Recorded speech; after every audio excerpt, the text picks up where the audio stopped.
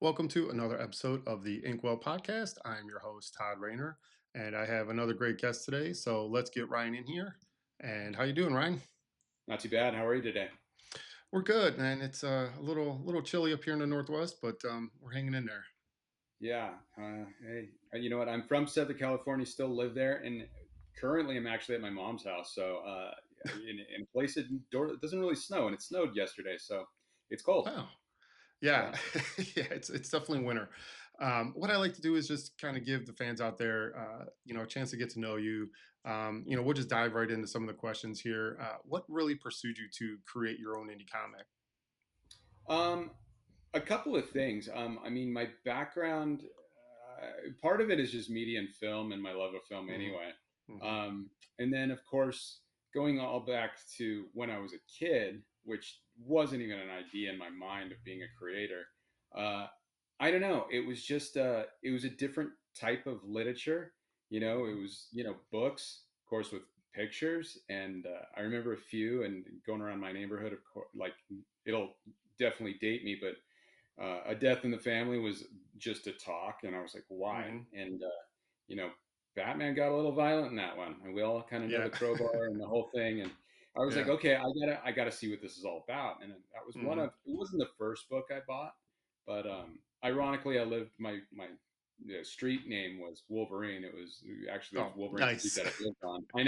I know, it's kind of a joke, but it's real. It's Yeah. true. So I had that collection going on, but again, going into film and media and stories and whatever. And then there was a trend with a lot of film was just being adapted from comic books. I mean, Yeah. not like, you know, going into like maybe the 80s where there was yeah, earlier than that when we had the sitcoms.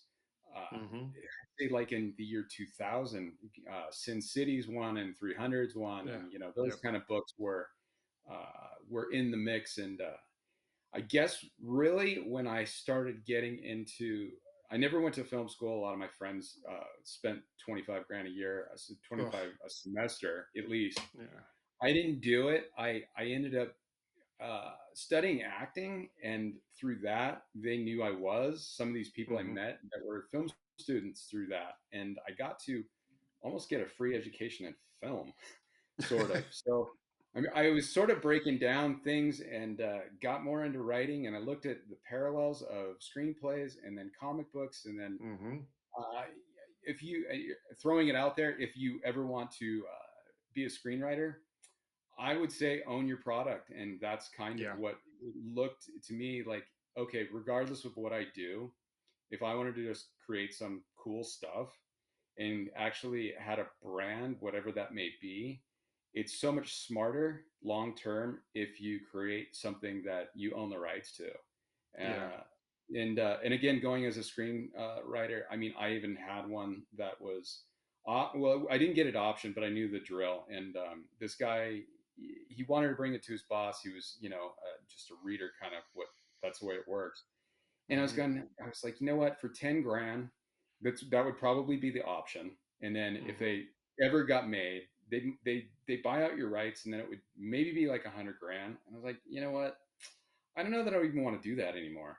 Yeah. And unless you're going to go that direction, maybe write for a show, which is Right. cool. That's a whole career, but it's very, very difficult if you think you're going to be a Quentin Tarantino or anyone of that caliber. Yeah. So that just led me into, hey, I'm just going to try this thing out and learn comic books and how the process of them being created really works. Hmm.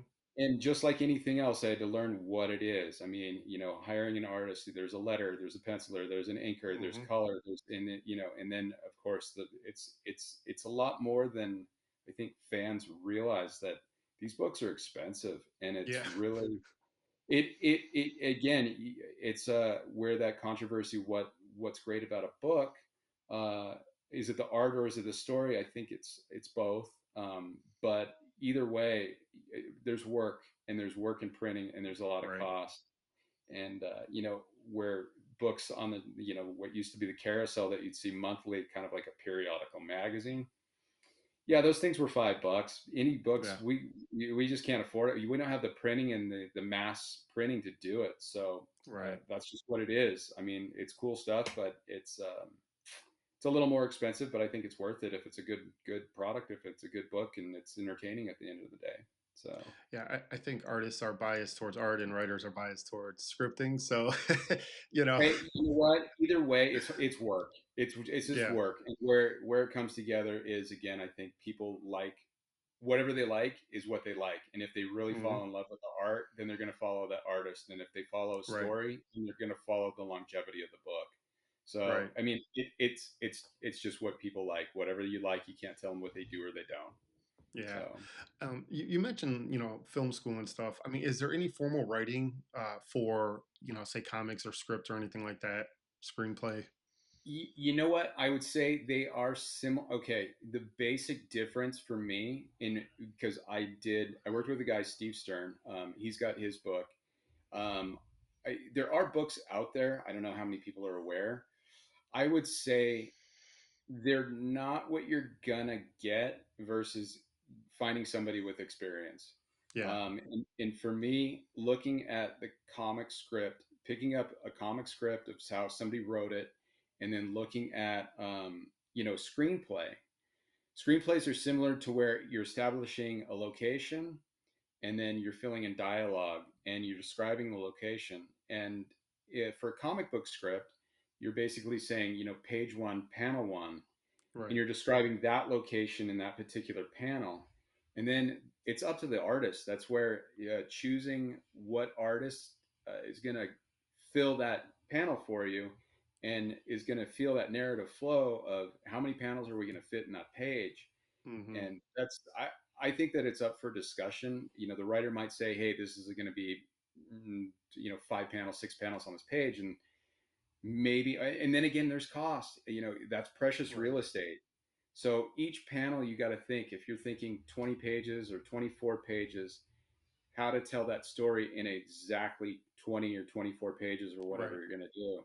So either way, I mean, I think that the artists, if you are an artist, there's a difference in artists too. There's cover Yeah. artists that really don't do panels, and if they can, but somebody that I think that does panels, where that argument that the artist can be better than the writer, I think that the artists over time, if they've worked on books, they know the narrative flow, they know Hmm. how to create this like pace, and I think that over time it's just like reading screenplays. You learn it by pace. And Yeah. whereas screenplays in Hollywood, generally for a screenplay, you're looking at filling up the real estate the same way. You're looking at 100 pages, and it's like you don't go. 90 is acceptable. Over 110, you're getting arrogant, kind of a thing. Like 100 is like this marker, and that's just it. And then again, Quentin Tarantino or somebody like that, no, those scripts are like 165 pages because they can.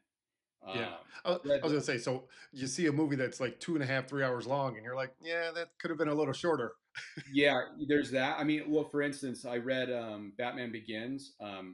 David Goyer has done at least that whole thing with Christopher Nolan, and he actually did Blade comic book. There you Hmm. go. And that's another thing about the difference about screenplays and even comic book writing. Looking at how other comic book scripts have been written, I think is Hmm. kind of ideal if you can get a hold of them. So, I Yeah. mean, there's again, if you get like a book, I've got it probably buried around here somewhere. It's like how to write a graphic novel. I mean, the Hmm. thing is, it's dense, and I don't think it's necessary. I Yeah. mean, and there's sections about how to market and stuff like that, but the basics, I think I almost said it, like to look at somebody's script and say, hey, page one, panel one, Right. and describe that particular panel is I think for anybody that wants to create comics, that's really kind of key. And even if you were going to practice and you don't have it, well, get your favorite comic book and how would you write it? Right. What Like reverse engineer. Seriously, what Yeah. fills that page? How would you describe that first panel and what's going on, and then move to the next, into the next, and then design that way? I mean, you can technically be your own architect. Um, Yeah. yeah, there's Uh, the thing is too. There's hungry artists. I mean, the Oh groups. yeah. I'm just Facebook alone, there's so many groups and there's so many. You say I'm looking for an artist, it's amazing how much response you'll get. Yeah, So I find Reddit's pretty good too. It's its own little niche thing, but I feel Reddit is pretty solid for looking for art too. Um, what keeps you motivated to keep creating stuff? I mean, keep creating books and write. you know what? I think I'm inspired by a few things, but lately I'm really enjoying the evolution of media in general. I think Okay. that we're on one end, let's call it a year ago when Diamond died, Yeah. and that was like I mean, everybody's got their horror stories. I mean, somebody was probably saying, "Hey, I was going to put my book there," and then somebody else is saying, "Well, no, this is like." Some people are getting screwed because they Yeah. closed their doors essentially and they never got paid. Right. So the revolution is sort of like, again, going back into creator owned. I think that there's longevity if you're looking at it in not just a creator, but just or like just hey, I made something cool for one time. But if you Right. really want to sustain yourself in it, I think the opportunities are there for anybody to grab. Yeah, So I agree. that's sort of out there. And the evolution in media, I mean, I don't know if you or who or would be paying attention, but theaters may die. I mean, this whole thing with Netflix and Warner Brothers and then Paramount still Yeah. bidding. Uh, it's not that much different in comic books if you think about it. I mean, comic books have risen, they've fallen. Marvel and DC aren't even Marvel and DC anymore. They're really, they're owned by, Hollywood, Yeah.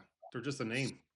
It is. It really is. I mean, it's a brand name, sort of, and it Hmm. validates that it's a professional book. But again, looking at where a lot of independent film came out of like the 90s that were good films, not all, but a lot, Yeah. plenty, plenty. I mean, well, that was a thing. There was the rise that were so many good ones, and then everybody got a camera and figured they could do it too, and Right. that didn't really work. So again, I think that there's something out there for creators in all like platforms these days that if you're actually creating an audience, then it's yours to do whatever you want with. Right. Um, and that's motivating. And what I've been working on with Porcelain Dolls, where in the beginning I was like, well, okay, it's the story. No, it's gone way, way beyond. Okay. It doesn't sound very, maybe I'm a little out of the norm, but I took the story and I was like, yeah, let's create a comic book out of it. But I created this massive story, and to get it to Hmm. fit in, again, going into panels and pages and how much cutting I had to do to fit it. I'm still proud of the book, but there was so much left that I was going, what am I going to do with the rest of this? Yeah. And I said, well, first, okay, screw it. I'm going to write a novel. And then I looked at that and I'm like, Okay. no, yeah, which is crazy. That's not Yeah. like what Drew, I never thought I'd do it ever. That was like the last thing I thought I would do. I'm like, but this story that isn't, in that model, I'm like, what Hmm. if I actually sat down and learned how to do that? And then I looked at Okay. that platform too. And I'm going, self publishing, the only death I see is that there's so many people that think just parking your book on Amazon will just make you a bestseller. And Yeah. No. that's not the case. Kindle publishing is crazy. And this goes hand in hand with comic books too. It's crazy to look at what Barnes and Noble, you don't really see what they've got that I've looked at it and I'm going, wow, they will print your book and actually put it on their platform. And I Hmm. think the requirements, the minimum is only like 18 pages. And I need to Interesting. yeah, I need to double check all this. But going through it, I was going, because Amazon's platform, in my opinion, sucks for comic book creators. Yeah. Yeah. It's the share is really backwards, and Hmm. versus Barnes and Noble looks like a better spot. And I'm going, wow, okay, there's something there. And then I'm looking at other people, and they have a website, they run their Kickstarter, and then they sell on their website, and they do Hmm. events, and that's cool too. Um, but I think it's out there for the taking, and it's just Yeah. how much are you willing to put into it, and how much passion do you want to put behind it. And Yeah. And the crazy thing with the novel, really quick, is just that I found that this thing just sitting alone on its own. Yes, I've done what I've done, but no, I have a storyline that could just go on forever. It could nice. go on a Yeah. long time. and I sort of mapped it out, like how far could I take it, and it keeps going, and I'm just going, that's it, that will keep me going for a long Hmm. time. So Yeah, I think all those platforms actually can be viable. I mean, Amazon's probably the least viable, but it there's is. digital platforms. There's, like you say, people do really well on just putting out a Kickstarter every couple months, every few months. Some people do really great on Kickstarter, and they're Huh? only releasing one or two books a year, but that creates a whole world for them to release to, people, and Right. get eyes on your book. I'm looking at it a little. It's sort of there, but it hasn't. I mean, going back into just on the novel and the writing end, this guy, and I don't think that many comic book creators would pay attention, but it's happening. This Hmm. guy Brandon Sanderson, he pulled off doing something absurd, like 44 million on a self-published book, and Oh, wow.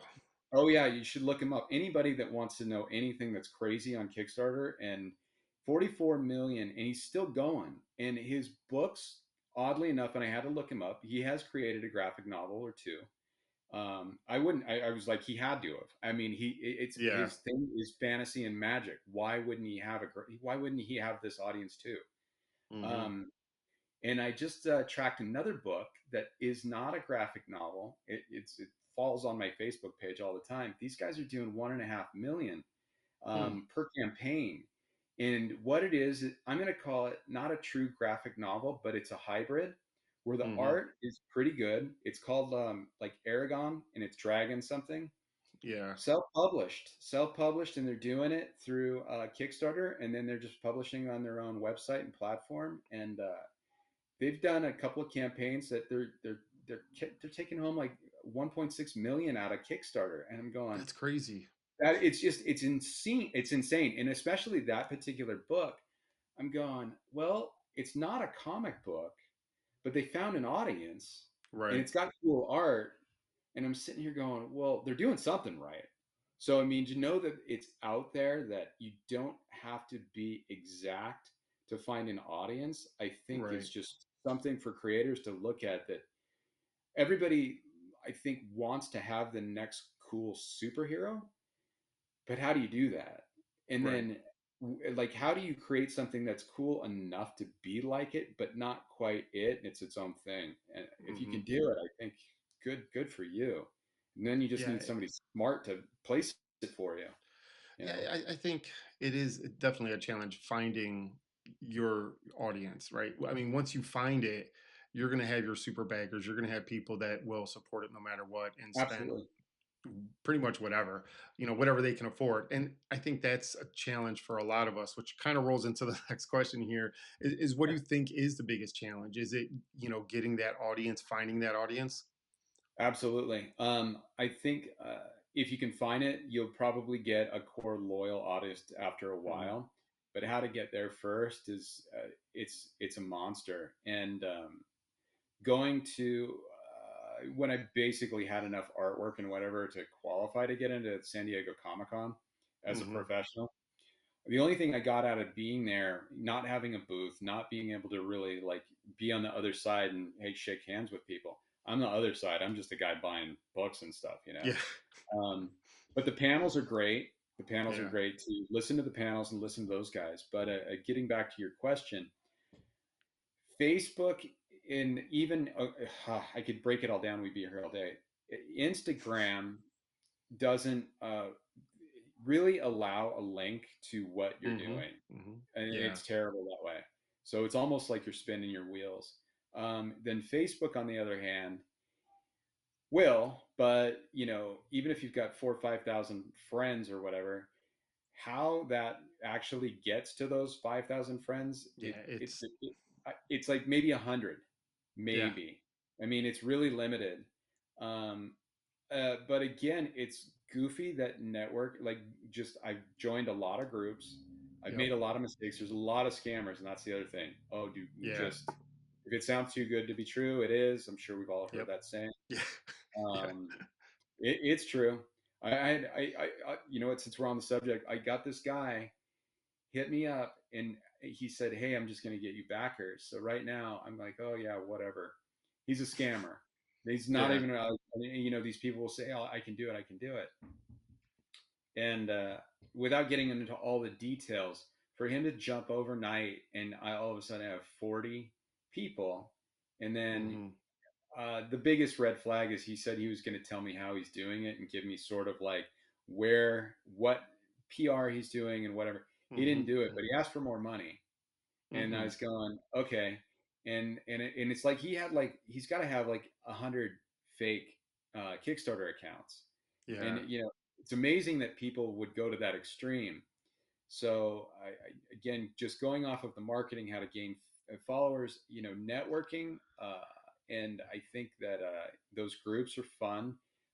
If you can start to make friends with other Kickstarter people that are doing stuff, um, they have stuff just like this. That if you're in the groups, people are talking about, well, hey, how do I get onto podcasts, and how do I do Mhm. this, and if you're looking at it and you're actually reading, not just looking at all the artwork, and you're going, hey, what are these people doing? I think that's the best way. And the one thing that I is on my map is to not be just a spectator. I want to actually have my booth and make sure that at events, not just San Diego, because it's too hard to get in. Well, it's Right. not too hard, but it's hard for. There's 100,000, I think, or maybe 120,000 people they let in, and that's limited if you think about it. That out Yeah. of your people that may be, I think I haven't even looked into Las Vegas or some of the ones that might have easier entry. Mhm. But there's ones that have easier entry that I think is probably a better bet if people knew that you were there. Right. So that's a whole other thing. So Yeah, and that kind of like swings into the whole promotion side of stuff. I'm up in Seattle area, and Emerald City is a huge convention. It's a 4-day show.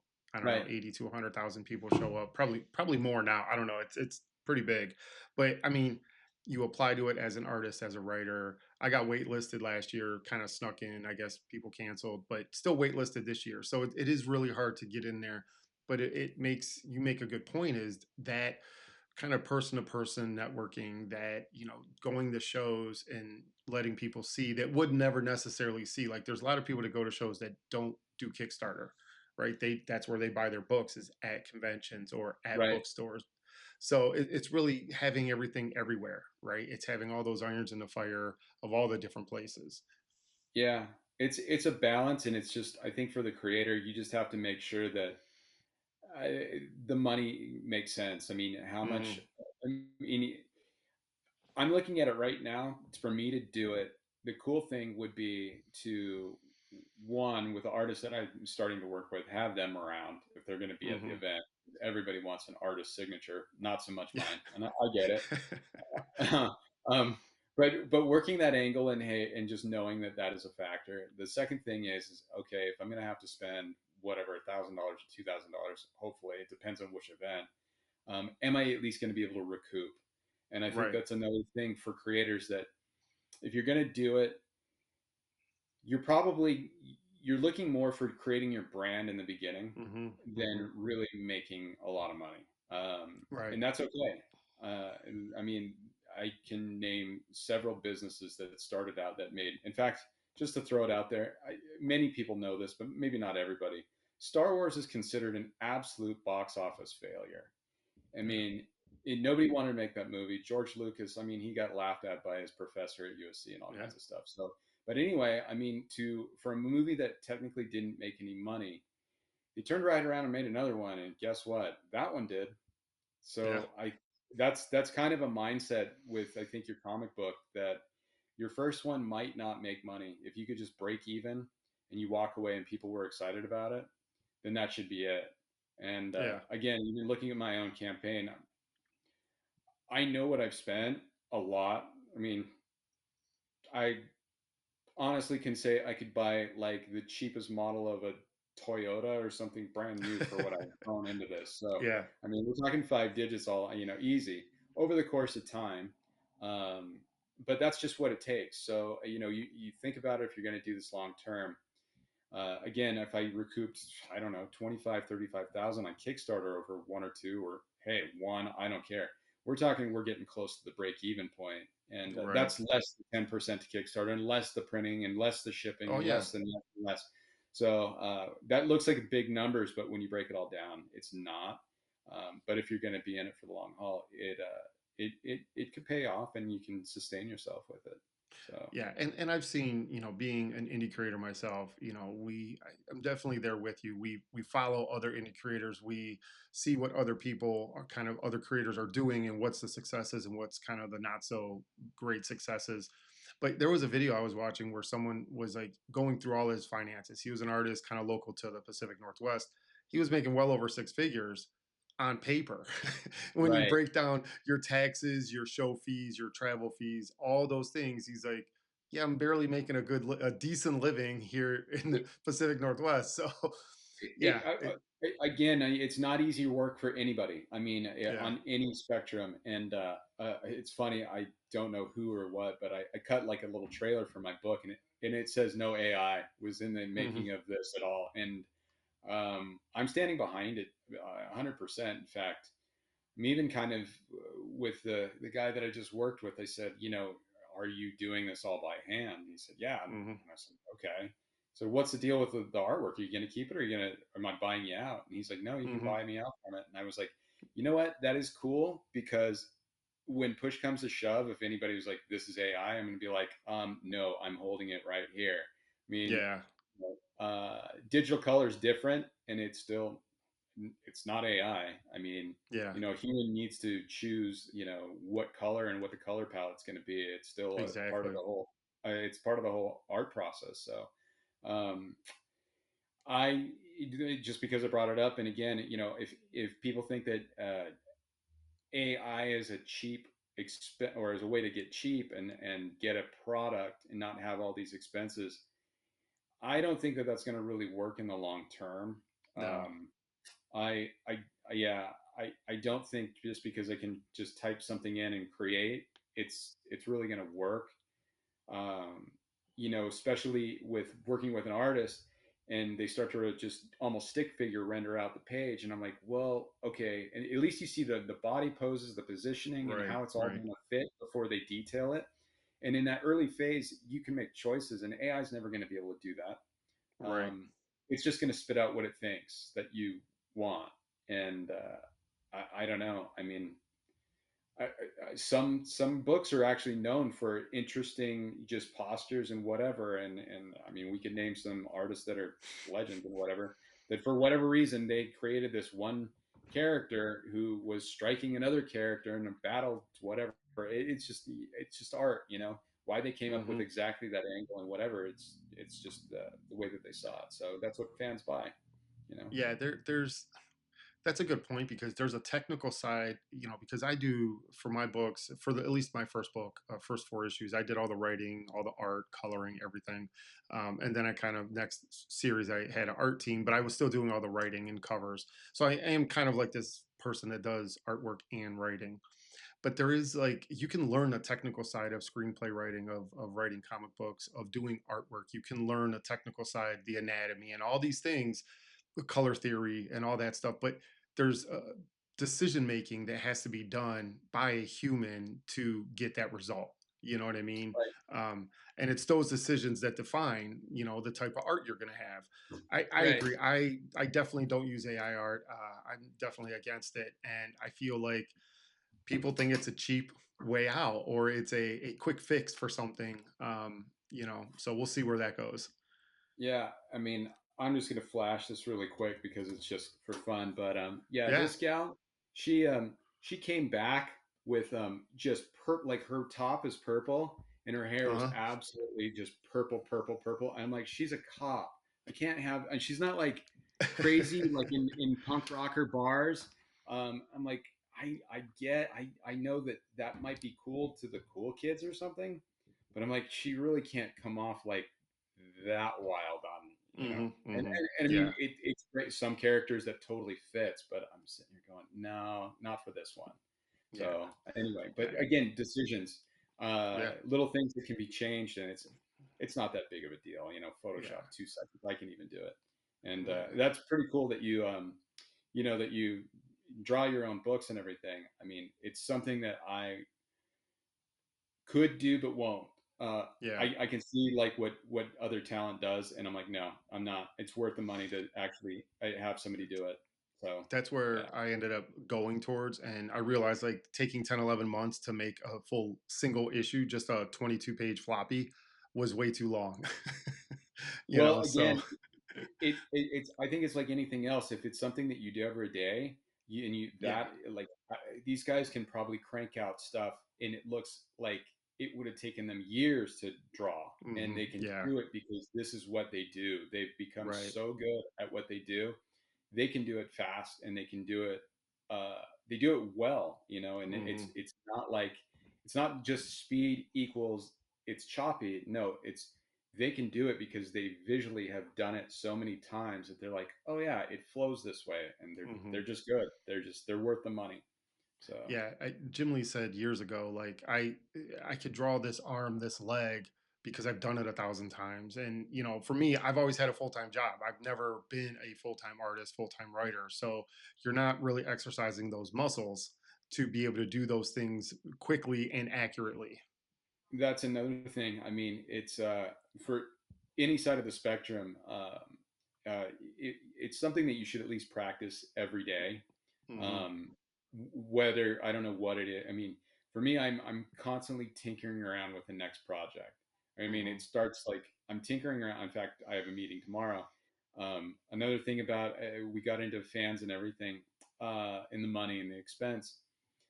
Um, yeah, tinkering around and just knowing it as best you can. And if you're an artist, they draw. Like you'll see guys, they just draw all the time. I mean, Yeah. they technically they're drawing on cocktail napkins if they're bored somewhere. I mean, and if you're a writer, I think that's the same thing too. Like what else would this character say, and what else would be cool, or what Yeah. craziness could they do? And then on the business side of it, I mean, meta is an animal that I don't like, but it's like a hmm necessary evil. Yeah. And Agreed. I could not. I've looked at it to do it on my own. Kind of goes into the whole art thing. I'd rather. I mean, it's worth the money to pay somebody that knows exactly what they're doing. And in this case, to set up like an ad on Facebook, or hmm even if you're going to do Google Ads, the whole back end of the marketing is something that is almost unreachable for the hmm average person.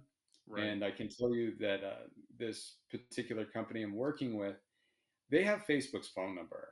The guy in the company can talk to the like a head key person at Meta hmm and say, "Hey, what's going on?" They understand the backbone. They understand the algorithm. They understand all of these things. And I'm going, okay, so is it worth it for me to cough up a little more coin to at least test the waters with this Right. before I even hit the live button? And another thing, before I hit the live button, people are like, "Why are you not hitting it?" And from what I understand, if you don't hit your goal, you have to like reapply and do a bunch of weird stuff with hmm Kickstarter. hmm And Yeah. yeah, you don't want to do that. You want to hit your Yeah. goal. Yeah. So that's kind of a given. Yeah. So I mean, Speaking of it's Kickstarter, yeah, go for it. yeah, let's dive into porcelain DAOs. Tell us What do I about got going? everything. Yeah, what's it all about? Well, it's a detective mystery murder. The odd thing about it, I mean, the killer is making art out of artists, hence that you Okay. can kind of see it. How this girl got painted. That's the first girl that gets found. hmm She's made into a replication of Van Gogh's Starry Night. How the hell I came up with that, I have no idea. It Um, looks cool though. it does. I think it's down on the page, but and that was one thing that I was on the fence. It wasn't supposed to be a cover. Well, I wanted it for the cover. I got talked out of it. hmm Then it became a page in the book, and then I'm like, no, I kind of now with that there isn't really any rules on Kickstarter. So Right. I'm like, no, everybody's doing nude and nude and nude and stuff, and I'm going, no, I can pull this and I can do a variant, and hmm so I did. I had it colored and did the whole thing. It looked pretty cool. It's pretty wild. Yeah, that um looks pretty good. but the sequence of the girls, so I mean, if you get it, the sort of like this girl was a painter, she got painted. This girl that's a photographer, well, she's displayed in this weird photography thing. and then the Mhm. next girl is a musician, and then the next girl, and it's this serial killer is doing this in this sequential order of he's going after these women and he's displaying them, basically creating art out of them. Okay. So yeah, it's just it's a strange concept. It's not a superhero book. It's not meant for little kids. I was goofing around. It's so crazy in the like the publishing on the novel end. There's like what they call YA, which is young adult, and I'm like, Mhm. I don't even understand where does that start? What is young adult? I mean, I know Yeah. 25-year-olds that are young adults in my point of view, and if they even act 25. Right. So, and I was watching R-rated movies when I was in diapers, so I have no Yeah. idea. You know, Yeah, what does so that even mean? I throw it. It says like 17 plus, and then I put like YA somewhere instead of mature for M. I don't know, and I Mhm. was just screwing around. But if what you got up right there is the very beginning, I was told, "Hey, color costs too much, Mhm. and just black and white." And I was going, "Well, there's books like Sin City that were black and white." I was like, "Well, what about spot color?" And like, once you put color on the page, then it's going to cost more money. And I was like, Right. "Well, okay." And then I looked at this, and again, going into just money and money and money and how much I've spent, I was like, this looks cool, and even like The Walking Dead, I looked at that and it's like, well, it's got Yeah. some shading going on, and as you scroll down, you'll see what it turned into. Yeah. And I was like, no, let's just do this. And if I'm gonna do it, I went an extra step, and I was like, even if I'm just gonna do it this way, I like let's let a colorist go in and just let them run loose with it. And I Mhm. had both versions, and I'm going, well, I've got them both, and I was not really gonna do PDFs, and I was like, well, the price point, because it's not that much. I'm like, screw it, I don't care. I'm just gonna do the old version, because who knows if I ever do this again for like what I'm gonna Right. call the noir infancy of the book. It could just be a collecting thing for cool stuff. Who knows? And then Mhm. I went the next step and went to the shaded one. And I was like, you know what? I'm just going to package it up. You can get 2 books. I'll give you both the PDFs, and it'll just be one price. And if you want the variants, then it's an extra couple of bucks. Yeah. So I don't know. I mean, it's an idea. There's no rules. So, Right. I mean, uh, and for me, I don't necessarily love comic books on PDF. I mean, or in digital. Yeah. I'm not a fan. I mean, you'll see it's crazy just because we're online. It says that I backed 0 projects. That's not Yeah. true. But I Oh. have 2 accounts. I probably backed. I don't even know how many projects. Probably at least like 20. Yeah. But and I found cool books. I found this one that somebody stole that was in black and white. It was just strict black and white, no real shading. It was called Cursed Pirate Girl. Mhm. It was I guess you might have known of it or something. No. Anyway, No, not familiar, you no. know what? It wasn't my genre, but I liked it. I bought it. It was like 20, 25 bucks, maybe 25. Yeah.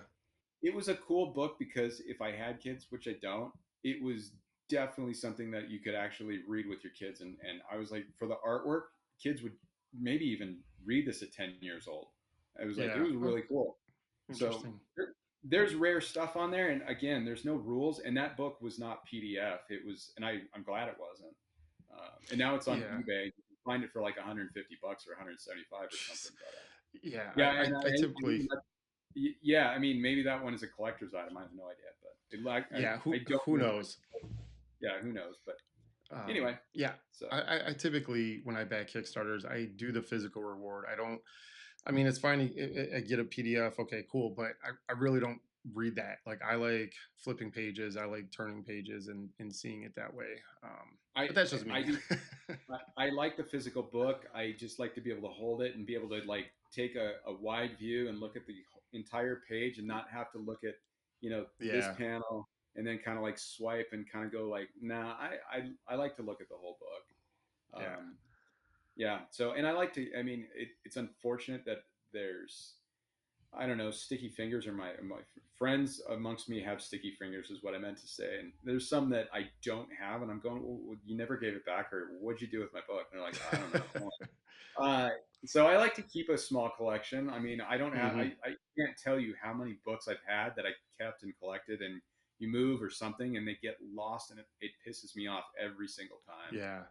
So And yeah, you mentioned like really no rules on Kickstarter. It is kind of the Wild West. You can create whatever you need to create, and there's space for it. I mean, for the most part, right? Um, there's space for it. the more I look at it too, I mean, uh, even like going to a movie these days, even for just if you're a single, one for it's like $20 a person to go to the movies. You buy Oh yeah. popcorn and a drink, you're looking at Oh, it's 20 bucks. ridiculous. Yeah. Right. So why not spend 20 bucks or 25 or something on a comic book that you get to keep? I Yeah. mean, that's my mentality, that it's like, hey, if you liked it, great. And if it ever becomes a collector's item for whatever reason, cool. But it's one of those things that it's tangible and you get to keep it. Right. Versus a movie ticket that's torn or whatever. And then if you liked the movie and you walk out and you're like, eh. And then there's some movies it's like you want to go buy the DVD, but nobody even does that anymore. Yeah, I Um, am a huge lover of physical media. Like my wife is kind of just like, okay, do you need to buy that movie in 4K? I was like, yes, Kind I of, bought yeah. every version, and you know, I sort of really do. I mean, and that's just, I mean, even to think that with the movie theater possibly dying, there are some crazies out there that will shoot in IMAX, and they hmm. they do it that way because they're like, no, it was meant for the theater. And with the Batman thing, I brought up Batman, so I might as well. Christopher Nolan is crazy Oh like that. I yeah, mean, yeah. he is really adamant about shooting IMAX. Movie that I didn't necessarily care for, but I could tell right away is Sinners. Hmm. It's nominated for all these Academy Awards, but immediately I noticed the cinematography, and I didn't see it in the theater, but I was like, this is. He's like, this looks like 72 millimeter or something to me, and I'm going, it's Yeah. definitely in scope. That's my film thing, but I was like, Hmm. it was done well. The shots were cool. There was a lot of things that I did like. It was just the storyline was like a little weird for me in some areas. Yeah, I have my wife and I go back and forth. Like there's a lot of, I'd say 5 to 7 years, a lot of the films that we've seen, they just lack in story. Production value is high. Like we've reached a point where you can shoot a film on an iPhone or whatever, like a new cell phone, and it looks great, and you could color Yeah, grade it, and you can do these things. But you need a good story. You need interesting characters. You need relatable characters. which goes right back into the whole comic book theory. Is it? Yeah. I'll throw this out there really quick, but again, the artist or the story, and I'll tell you what, you could pick your favorite actress or actor or even director. More so, the actor actress is kind of the call it the poster that sells us on going, or the Hmm. trailer. Yeah. But if if the story sucks, all the best acting in the world cannot hold it together. Uh, Right. and I even saw something that my younger brother picked out, and you can go find the movie. I don't even remember the exact title of it. Uh, well, let's just say there was two Academy Award winners in it, and the movie was so awful, and it was so from how the director made the choices and thinking that was okay. I was just like, what are they thinking? And we're Yeah. talking these guys won Academy Awards. I'm like, what were you thinking? I mean, they Paycheck. with the dialogue and with the storyline, they couldn't have done anything better. I felt Yeah. bad, and you and know. that's what happens. You could have a like you said, Academy Award actors, actresses that are at the top of their career and They're, skill. Give them a bad they're like the script, best of the and best, it's not going to matter. Like if you have a bad right? script, and vice versa, you could take an amazing script and have like not great, actors and actresses, and it's going to fall on its face as well. So it's all about balance. That's what I tell people. Like you like what you like, but it's just having that balance. You need good Right. writing and good acting, good art. Um, and then is our Porcelain Dolls, is this the only like the first book, the only book that you've done? I mean, I know you have a website, and there's some stuff on It is there, my but first book. It's my first book that I've done. But where my vision sort of changed is I was like, well, I want to do, because of where how I wrote it, this should be a graphic novel. And then I was going, mm, well, again, this this whole platform. Originally, I was thinking graphic novel because it would end up on a shelf possibly if I had a publisher. which is a whole Mhm. other animal. Which, yeah, Yeah. you can do it, but it goes again into with publishing. Publishers would want to look at an artist, but they don't really want to talk to a writer. Yeah. Generally, not 100%. But so with that being said, uh, yeah, you could get in the door that way, or you could get placement if you're really clever. Again, looking at a Barnes and Noble platform, you might if you know the people that run your local Barnes and Noble, they might put it on the shelf if you're in the system. Yeah. It's another little loophole that I've learned. But the chances of it really being like to do it like in a series, I was like, well, I don't want to do that because it'll just be it'll be like wherever it's going to land for like a month and then it's gone. But Kickstarter again, when I looked at this and how it changed, I'm like, well, before we even started into the first part of the book all the way, I was like, no, let's break it. Let's just break it up into a 4-part series. I'm like, Mhm. this makes more sense. I mean, because if I'm going to self-publish it, I'm going to go Kickstarter, I'm going to do this all on my own. I might as well do this series. And then from there, I was thinking, okay, well, once that's over, what am I going to do? So where I said, if you're going to be a writer, you should be writing and you should be thinking. I'm like, no, this cop who is the gal that was right there. No, she survives this mess, and she's a character that will continue to go on, and I can definitely work with her, and I can make more comic books out of her, no problem. So I've Mhm. got the four that are more or less done, and I just want to get the first one off the ground and keep Mhm. running from there. And in the meantime, get one done and then start where I have four that are ready to go. I'll be working with whatever money I recoup to work on the fifth and continue Yeah. down the line. I've definitely got a plan that, I mean, we're talking from 1 year to 3 years to 5 years. I can actually kind of sit there and say, yeah, as long as Kickstarter's still there and it's doing what it's doing, it's a platform that I think I could possibly use to do this for a while. So it's not going to go Yeah. anywhere. I mean, No, that's for and sure. a lot of people use kind of Kickstarter as a springboard or that first kind of step where it's not like a great distribution site because No, I mean, at most you're going to have a couple hundred backers and that's great. You know, the idea is to get it like you're talking Barnes and Nobles or brick and mortar stores, then you're talking potential thousands, right? So that right, really the scalability is there right, for brick and mortar. right. I mean, it could be done, and also with not really a distribution, but you are your own distributor with Yeah. Kickstarter. You have to mail out books, but I kind of coined this phrase to myself. It's called a Kickstarter, not Kickstopper. It's really Mhm. supposed to be a platform to start, boost, create awareness, fans, and reinvest in yourself. I think. I mean, Yeah. it's like a pre-retail almost if you can figure out the next step. So, and Yeah, it's again, always go having ahead. something new, always having that next thing. This is what, hey, how the big guys were small guys at one point, and that's how they did it. Yep. Yeah. And they had one character, and then they had two, and then they had five, and then they had 10. Yeah. So you know, Yeah. Amazing. Amazing. That looks like a really fun book. I think the story is a very unique story. It's hard nowadays with so much film, just reading material to really have something creative. We kind of have all our influences, and like that sounds very interesting and very kind of original in a way. Hey, thank you. I mean, all I can say is that it's dark. I mean, again, Hmm. it's not for really little kids or anything. There is some nudity in it, but with that being said, I'm not trying to compete or even be something that I'm not. Hmm. I people that are like this guy with that did 44 million. He's writing these fantasy magic books. Yeah, he's got a base. He knows how to do it. He's doing it well, and Hmm. I I don't know how to write. I mean, I maybe I could, but I don't know how to write like that. And Yeah. to compete with superheroes per se, uh, it's there. I'm doing, it's there, and those guys I can't compete with that either. But I can do this, and I understand some of it pretty well. And sort of the antagonist is he's a thief, and Hmm.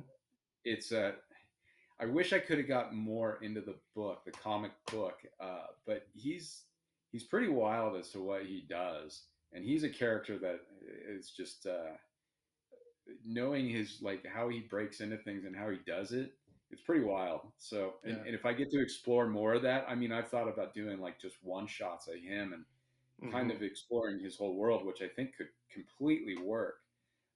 Yeah. And Well, it would be very very fun to play with down the road. But again, I mean, it's not a superhero book and it's not a magic book. It's just a yeah. kind of a you know guns and a detective chasing a murderer. So Yeah. it's a little different, but not totally. It's not a genre that's just a new genre. It's a detective thriller. So And I think that's you talk about being able to do maybe spin-offs or do one shots of a character. That's the freedom we have as indie creators. I mean, we yeah. could take that risk almost and say, let's throw something out there and see if it sticks. The big guys aren't going to do that, right? They stick to the formula, and that's what they do. I think Right. in the indie scene, there's way more risk takers, way more variety of books. Well, and you know what, and you got to think about kind of they have and they haven't. So I mean, let's take Superman for instance, and we could take somebody. I don't know. I mean, we could take Spider-Man sort of, but I mean, where do these groups like in the DC world? All of a sudden, they had Wonder Woman, they had Superman, and they created like the Hall of Justice.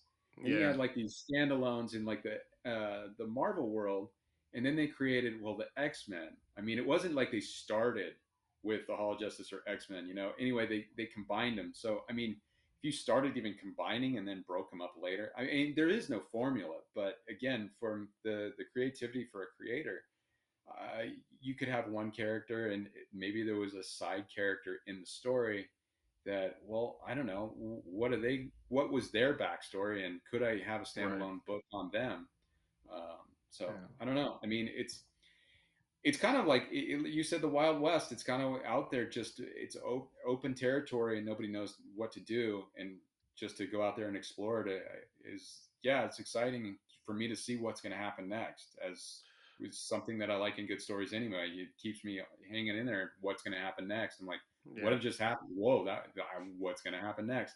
I don't know. I don't. I mean, I have ideas, but I don't know exactly how it's all going to pan out. But Yeah, it and looks and promising, that's the fun of creating, right?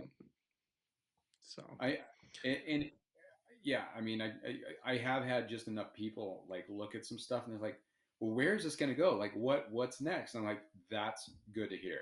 When people are yeah, saying, well, I want to see more, that's the most motivating thing that you can ever have. So, I agree. I agree. It's been a lot of fun chatting with you, talking about your cool. book, your story, everything. I think we'll wrap up this episode, Sure. and it's been great. Feel free to reach out. When typically is that going to go live? Next, it's You know coming up. what? Again, I'm dealing with. It looks like we scrolled on there, and it looks like I have 200 followers. I'm Hmm. discounting it. I'm really because we don't know. I mean, that's the other downside to Kickstarter. I have no idea who's following it, and I have Hmm. a feeling that half of them could be bogus. So I'm Oh, really okay. looking at that meter to if I felt like I had 250 true backers, I might hit that button. And believe me, I want to. I just want to make sure that I'm in good standing with Kickstarter and don't screw it up because I want to do Yeah. another one right away. Uh, so to have a marker, like a date, again, I'm talking to this one gal. We haven't done anything in over a month, and we think we might have figured out a little last push in the marketing. I'd Okay. love for it. I'd love to say it'd be like May 1st. I Yeah. mean, that's like it could happen. And again tomorrow, and then gauging it by a couple of weeks and going, okay, we're building a momentum. And another thing, if we can figure out just to get that little bit of momentum that I've seen other creators do, they've gone in with maybe like 200 people or something, and by the end of their 30-day campaign they ended up having like four or five. Yeah. And that's amazing, and that's not the support from Kickstarter. So you No. have to have, no, if you're going to rely on that, that's no good. So if you've got something built on the side that you know how to continuously like push through your 30 days, then that's the last key that I'm trying to figure out, getting that Okay. little momentum. And if we can figure it out, it'd be great to do, if I could actually do two, if not three by the whole year, that's kind of where I'm looking at. Not exactly the first date, but once the first one's done, I'll be like ready to go. Next one, Yeah. we know how to do this. So Yeah. I wish I could just Awesome. say, "Hey, look for it on May 1st," but that's it's kind of in the back of my mind. I'd like it to Yeah. happen. Coming soon. Coming soon, Coming basically. soon. That's as best Yeah. as I can do. Nice. But thank Well, you. I when it appreciate it. Fun. yeah, when it drops, we'll definitely support it. So, Okay. well, with that said, it's been a pleasure, and I will see you all on the next episode. Thanks for being here, Great. Ryan. Thank you, Todd. I appreciate it too. Welcome. Bye bye.